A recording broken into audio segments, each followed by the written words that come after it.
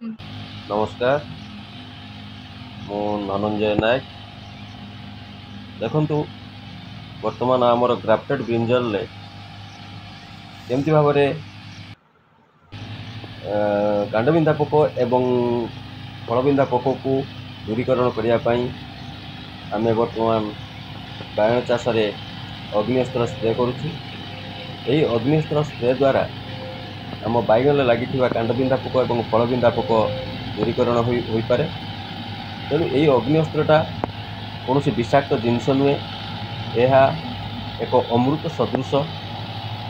यही अग्निस्त्र प्रयोग फल आम जो बैगन पाइबा ता विषमुक्त जिनस पाइबा एवं ये विषमुक्त फल खाइबा द्वारा आम रोगमुक्त होगा।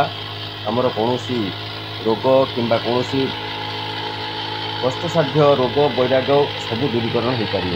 तेणु यही फर्मुलाटा देखूँ एवं यही फर्मुलार चाष करी निजे सुस्थ रहा संगे संगे अन्य मानक सुस्थ रखिबारे साहाय्य करंतु एवं देश को सुस्थ रखंतु। जय जगन्नाथ।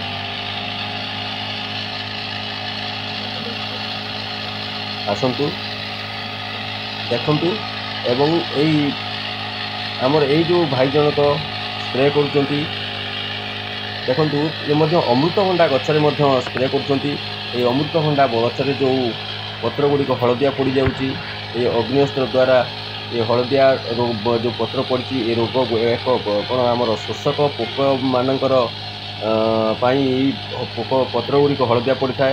तेणु ये अग्निस्त्र द्वारा ये शोषक पोक दूरीकरण हो पार। तेणु ये जो फील्ड देखुं ये फील्ड रे 3-4 प्रकार चाष कराई। एथिरे ग्राफ्टेड बैगण एवं भेंडी इंटरक्रॉपिंग होती एवं अमृतभंडा इंटरक्रॉपिंग कराई। यही चाष करी आमर चाषी भाई जनक बहुत लाभवान होती।